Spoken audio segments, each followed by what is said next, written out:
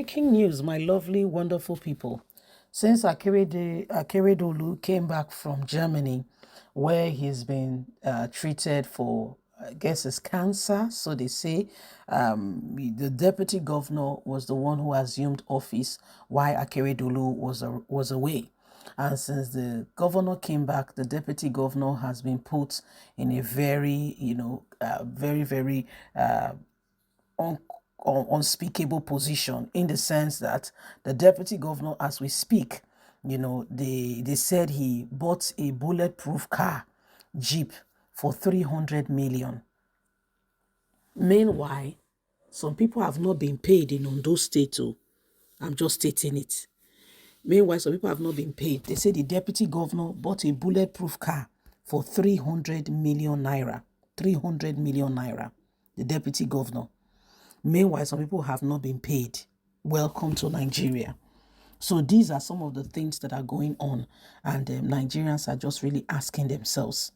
So the House of Assembly, Olorotimi Akeredolu, has instigated immediately, and has asked the House to look into the deputy governor's, work, why he was away, all he did. Please don't forget to give us a thumbs up, like us, share, subscribe. Let's get all the details. 300 million bulletproof Jeep. Ondo Assembly begins impeachment process of the deputy governor.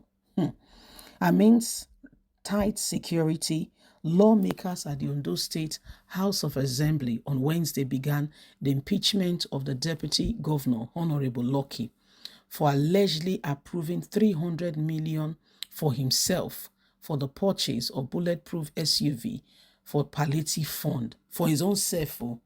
Meanwhile, they never get, not just anybody from Ondo State. I bet if you're there from Ondo State and you get palliative, let me know. But the governor approved, the deputy governor approved for himself 300 million. That will buy motor, see the palliative, the cost of living too much. They say now for palliative. Meanwhile, we know we just take a hook, like, and sinker, because we don't know. If you know, say if you want to be good judge, you go hear the two sides of the story, not be only one side you go hear. Now, this one are the people we want impeach, and at their side be this in need to respond. Let's get all the details. The Honorable at the Hall Chamber of the House during the sitting, moderated by the Speaker, Mr. Olumide, read a petition sent to the House by the executive, that is the governor, alleging the deputy governor of gross misconduct and abuse of office. 17 out of the 28 members of the assembly attended the emergency preliminary session called by the governor, who is the executive, to say the deputy governor's activity must be checked the 3 months period he was away, and the deputy governor stepped in. He cannot be deputize me anymore.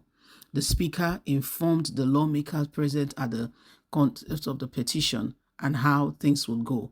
Afterward, the majority leader of the assembly, Mr. Oluwole, moved the motion for commencement of the process on the petition. He quotes Section 188 of the Nigerian Constitution on the need to write a letter to the deputy governor to inform him of the allegations against him. The motion was seconded by People Democratic Party (PDP) lawmaker representing Akoko South West, Honorable Tokbe Agbolo. 9 out of the 17 members who were present at the preliminary signed a move to serve the deputy governor. The House therefore instigated the clerk of the House to write to the deputy governor informing him of the allegations for him to reply.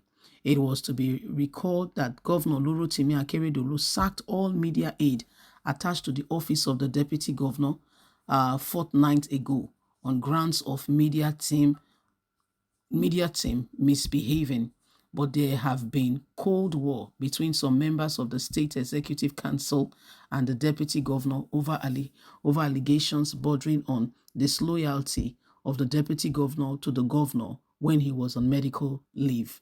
He was alleged of holding meetings with some members of the cabinet and steadily forming his own cabinet, asking that Akeredolu be impeached for incompetence since he has been away for more than 3 months. With the commencement of the impeachment of the deputy governor, there is every tendency that he will not survive the impeachment move. There is serious, strong allegations against the deputy governor, and all the decision he took while Akeredolu was away will be scrutinized and looked upon. So this is what is happening. Hey, my people, not be smart, Deputy governors. Now, by the way, we are not speaking for this deputy governor. We are not saying he did A or he did B, or he was right or he was wrong. That's not our point here. But we are saying in Nigerian Constitution, the position of deputy governors is not clearly stated. We don't know what they do. We don't know the activity other than that they are spare tire. Even the Speaker of the House, or for the President, the Vice President, the Senate President is even stronger than him. Okay? People, even the aides have more voice than him. Because what is his job really? Once the governor or the president is around, the vice president or the deputy governor really has nothing to do. There is nothing you can tie to him to say this is his core duty, this is what he should be doing. I think that part, first of all, in the constitution needs to be sorted out. We need to know what is the job of the deputy governor, because he's at the mercy of the governor.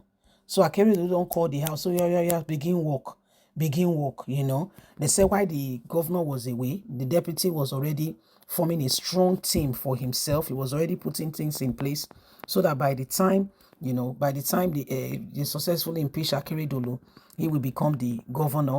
And by the time, but Nana, he made mistake. They said he approved for himself the sum of 300 million. Because as soon as Akeredolu came back now, some of the things they've engaged in is scrutinizing all the work, that he did while Akeredolu was away. So, so everything about the job, how he went about it, is being scrutinized at the moment. And this is what is going to be affecting him directly or indirectly. And we need to know that the problem now, the deputy is in. Only God can truly save him. Yes? So this is part of what is happening. And every single person, don't they say, deputy governors, go see what did they happen to Felix Shaibu now? Oh, Obaseki said that they repair office. So Felix Shaibu have no office at the moment. Now, so one day go come, they don't take an official car. But tell us, say, we say they go repair out to mechanic. Hey, welcome, my people. Please don't forget to give us a thumbs up, like us, share, subscribe. God bless. Have a fantastic and a lovely day. Tell us what you think on all these things going on. For now, it's bye from us.